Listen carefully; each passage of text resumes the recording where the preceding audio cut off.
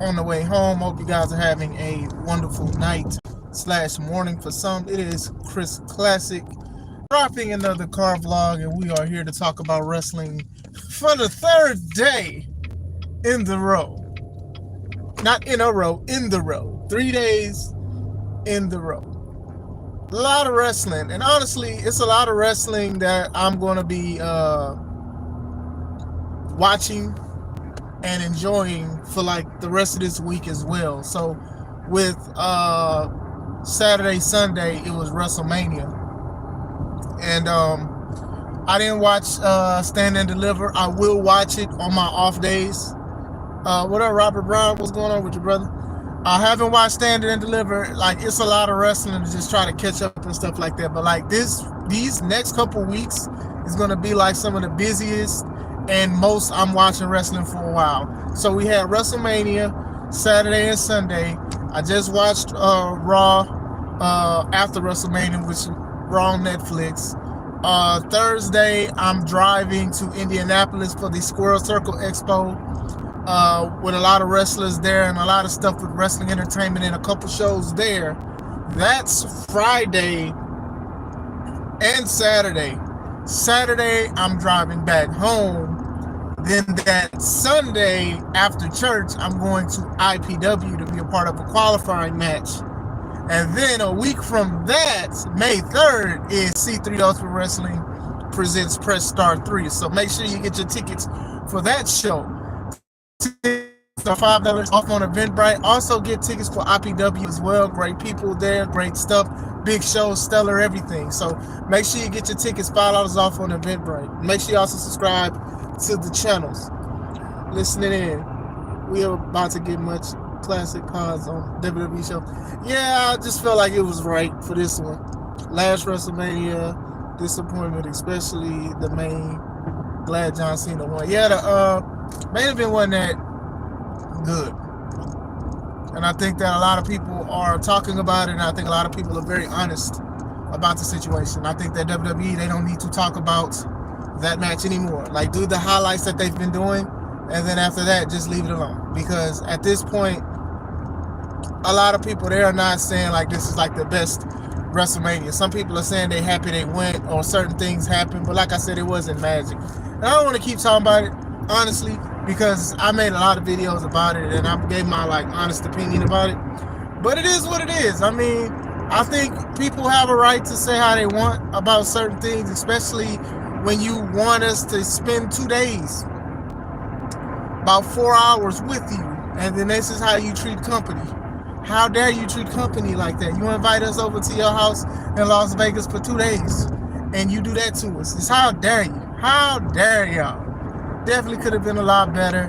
Hopefully next year it'll be better and stuff like that. Like I said, y'all making records. And the thing is, and I'll say this before I go into Raw, y'all talking about this stuff about, oh, we making the biggest gate, we doing all of this stuff. Well, yeah, when your tickets are $1,000 and stuff like that, of course it is. You should really be saying, I'm grateful for the fans that despite the price increase, they're still coming to see us. That's what you really should be saying. Now, it'd be different if like you was in a 100,000 seat arena and all you did was like seat 80,000, and then eventually it went to the 100,000. That's one thing with the prices. But yeah, of course. And then you're doing 2 nights of it. So hey, it is what it is. You know what I'm saying? But still, Raw after WrestleMania to me was pretty good. I would have definitely like switched out some order of some stuff and probably would have did little things a little better. And I know a lot of people want to be like, hey, you know, you don't own WWE. You're right. Dang, they don't own C3, but I'm fighting for that. But still, I'm just saying, as a viewer, as a booker, as a promoter, that stuff just kicks out at me sometimes when I look at certain things. But I will say I did, for the most part, enjoy Raw after WrestleMania. Like I said, usually if WrestleMania is not that good, the Raw afterwards is a lot better. Now, it's a lot better, but it's not like it's historic as it used to be. I'm not going in order because one, I'm driving, and two, I only remember like certain things. I did watch it for the most part. John Cena starts the show. Mind you, he's the SmackDown champion, the undisputed #1 champion of the world. But like I said, it's the most valuable belt So they're not going to have Jay, who has a secondary title. It is what it is. John comes out. He speaks for a little bit. He says, you guys owe me an apology. Then the crowd gives him an apology. And he says, you guys are sorry excuses. Like, John is just awesome on the microphone. Talks about being the last real champion, mentions some of the former world champions and stuff like that.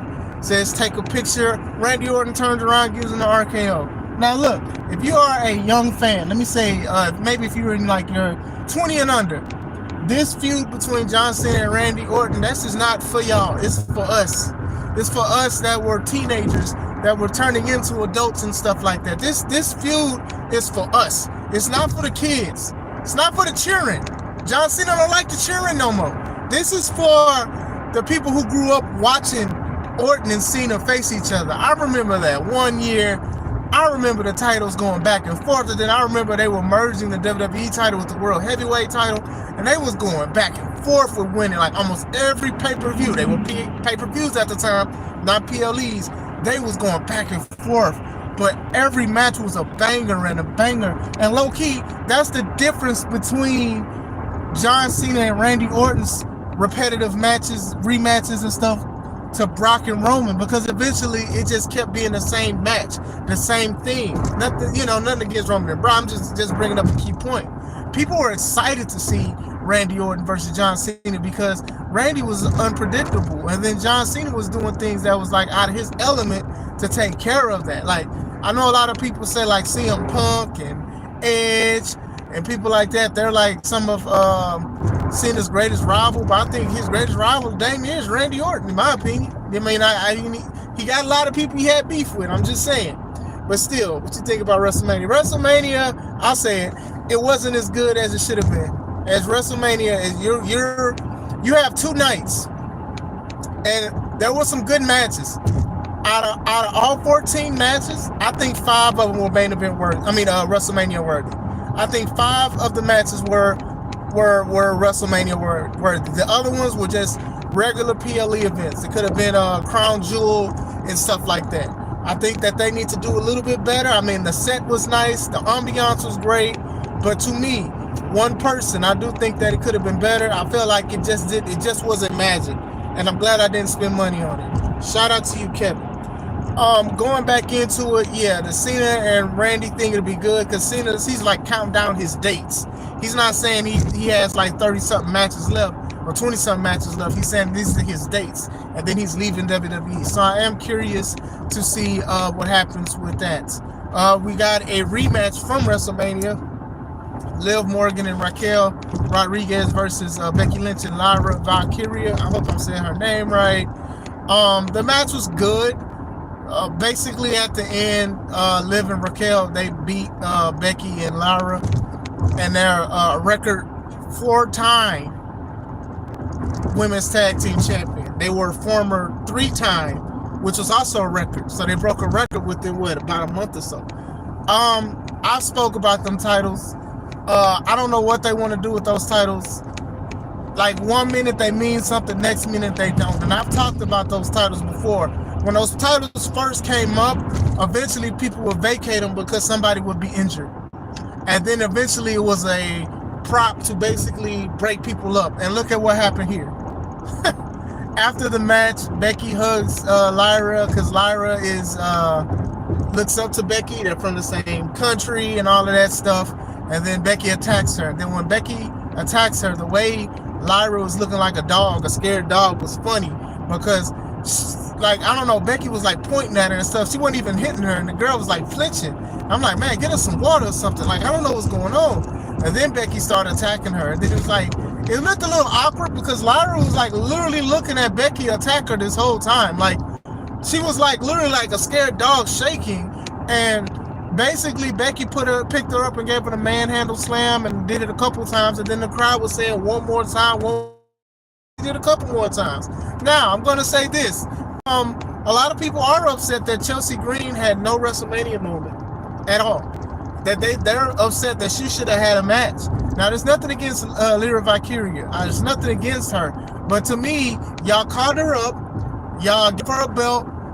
Y'all had her beat Dakota. A lot of people do like Dakota Kai. A lot of people like Lyra too. But now this situation. Now these people want Becky to beat her up and stuff like that. Like, I've talked about it before. I didn't even think it was a good idea for her to win the Intercontinental belt for just a day. If anything, what y'all should have did was should have had Liv and Raquel beat them last night and then beat them today and be like, okay, well, they just didn't mesh well. Then you start the story because Becky is disappointed in Lyra because Lyra is supposed to be a person who studies Becky and is supposed to know Becky's moves. So since y'all didn't gel well twice, now Becky is upset. And now she wants to hit her because, man, you besmirching my country. You besmirching me because you say you know who I am, but we're not gelling well as a team. That would have, in my opinion, would have made more sense. The title change didn't need to happen. Didn't need to happen at all. It just gave basically a stat to Becky Lynch. You know how they have, like, they say Gunther was like a 75% of his wrestling WWE career was a champ. Y'all just patent stats for Becky Lynch. Nothing against Becky Lynch. I'm just saying. So I'm curious to see what we're going to do with that. Becky is going to feud with Lyra for the Intercontinental belt. If anything, that helps with the belt prestige, if you want to call it that, because the fact that the Intercontinental champion was in a tag title match instead of, I don't know, defending her title, because the Intercontinental title, even though it's new for the women, the standard one is basically the secondary title, which means you're going to be elevated possibly to the main event. I blame the late 2000s to where, like, the meaning of the Intercontinental belt diminished. It diminished around that time. It was just like people were just winning it, like, nothing against Jericho and Miz and stuff like that, because those guys are multiple time champions. But after that, it was a lot of people who won it a couple times, and then it didn't mean nothing. It didn't elevate them. I'm not saying that the belt always has to elevate people, but man, it just went to a dud of where it was supposed to be. You know what I'm saying? Kofi Kingston won that title a few times, and eventually he did win a WWE title. But, like, man, look at all of that stuff that he had to go through. You know what I'm saying? How about Seth and Braun Breaker make alliance? That's good, and I'm gonna talk about that too. And it's interesting because Paul Heyman, guys, was like one of the biggest things a few years back. So now he has two people, and I don't think they're done. If anything, since we're talking about Becky should probably be in the group too, since she's evil now. Since Becky is evil and Seth is evil, they can be an evil couple together and be with Paul Heyman and be with Braun Breaker. That'll work. I mean, that could definitely work with that. I'd be interested into something like that or whatever. Like, people still rocking with Seth and stuff, but yeah. Like I said, I'm not going for every nook and cranny because I don't remember everything, and I probably won't remember stuff. Jay, he had his celebration.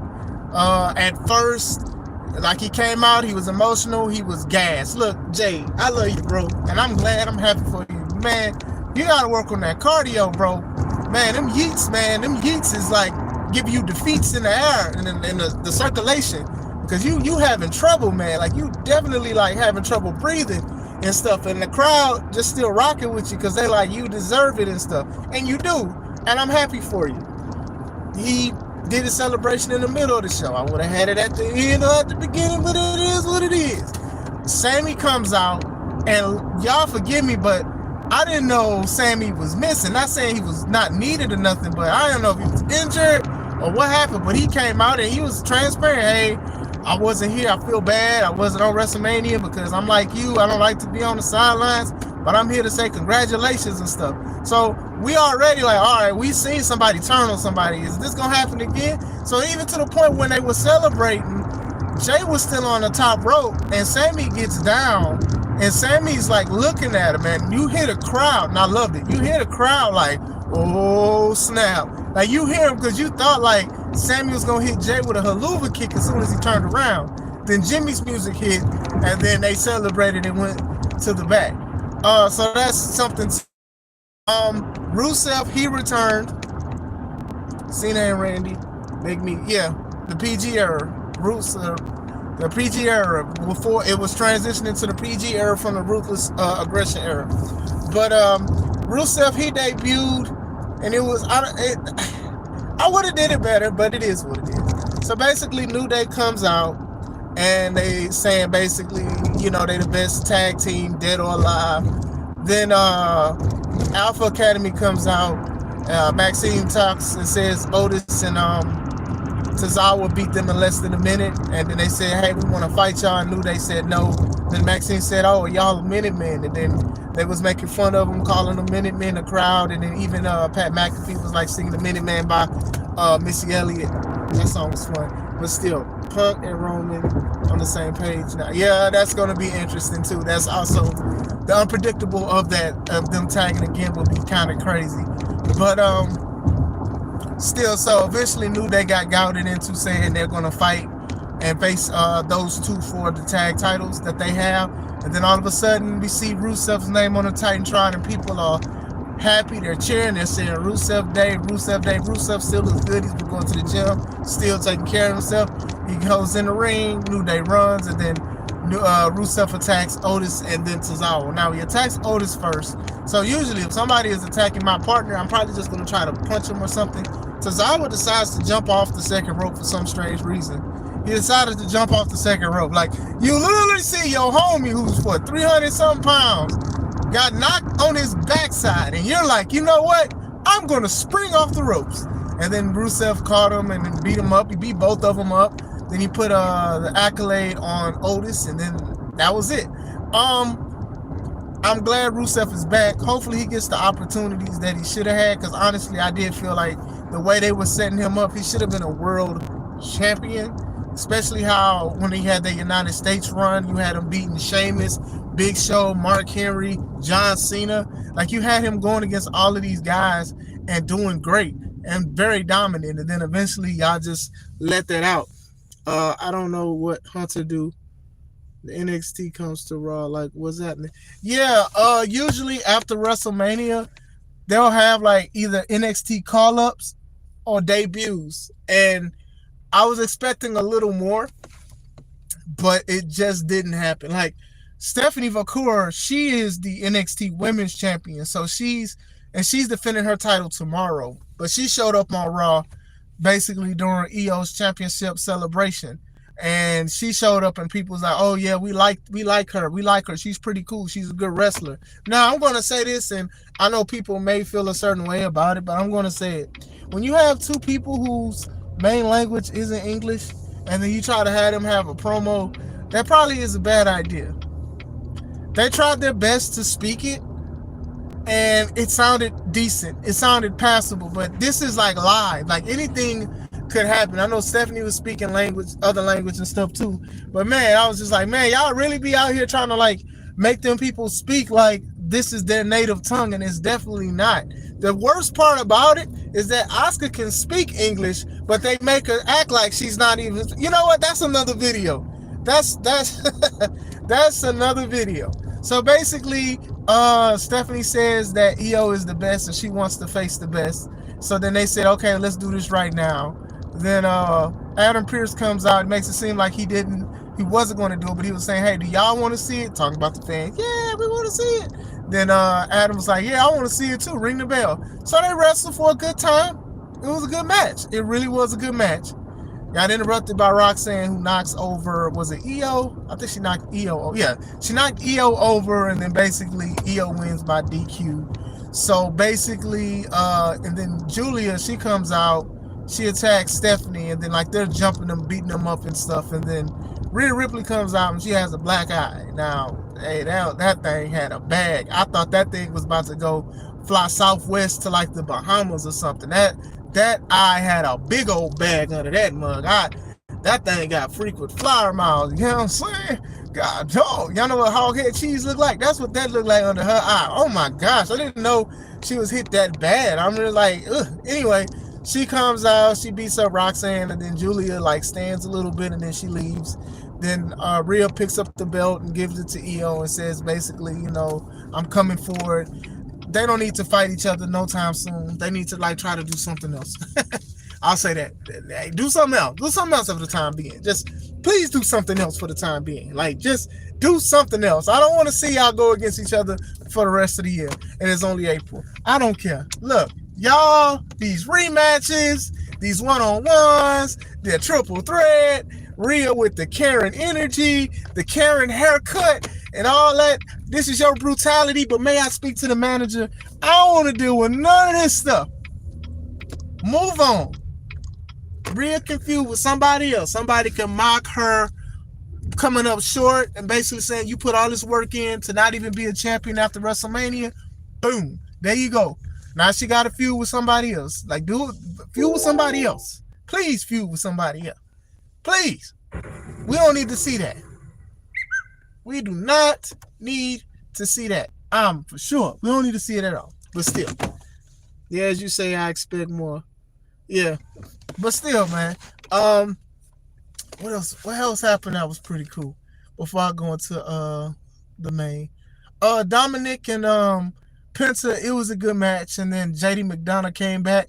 A lot of people were happy that JD came back because y'all know JD Dane almost died. Like he almost died when he did that tag match. Like what he had, like a punctured lung or something, bruised ribs and stuff from that dive out spot. Like the man almost died wrestling. Like you get what I'm saying? Like wrestling is very, very dangerous. And like I said, I'm not a person who tries to act for people, and I know there are some like this, but no shade to them, to try to act like, oh well, we need y'all guys sympathy and stuff like that. You know, we decide to do this to our bodies and stuff to entertain and to serve others and stuff.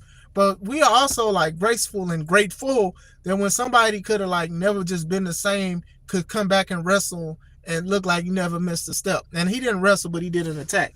Went from this is my brutality to where's the hospitality. Yes. May I speak to the managality? I know that sounded corny, but we gonna move on from that.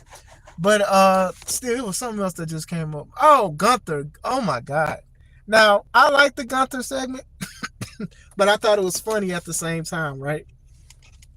So the commentators have been like very, very vocal, like something that Vince will not let them do. They've been talking about people. They've been saying curse words. They've been saying, hey, what are you doing? You don't need to be over here. And they purposely did that for stuff like this, mocking wrestlers and stuff. And then Gunther comes out. He's mad at Michael Cole because Michael Cole keeps saying like he tapped out. And at first Michael Cole is scared, like, hey, stop. You tapped out. It ain't my fault you tapped out. So then Gunther puts his hands on Michael. Pat tries to stop him. He pushes Pat. Then he puts his hands back on Michael. Then Pat strikes Gunther. Gunther tries to fight Pat. Pat turns around. Gunther goes through security, chokes Pat out. Now, when Pat gets choked out, the funniest thing, Pat, is a football player, so some of his people who be rocking with him and ride with him, they football players too. Getting held back by security is like the funniest thing.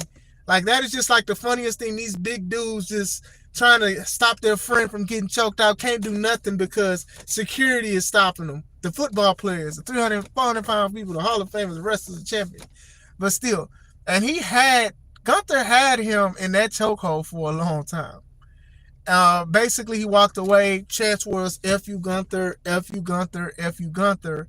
Pat gets up. Everybody starts chanting Pat McAfee. They start singing his song. He started acting like he got to throw up. He kept doing that. Like Michael Cole asked him, are you okay? He giving people high fives and stuff like that. And then he goes to the training room. Now, before I go into the Michael Cole part, I'll say this.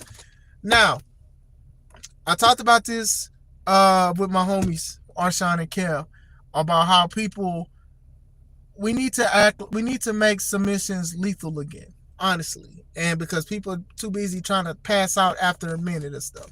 Now, if you're in a chokehold, right, a chokehold could literally kill you, or it can give you severe brain damage if you are in it for a long time. Sleeper holds, gogoplatas, all kind of stuff. Anything that stops any circulation going to your brain is a lethal move.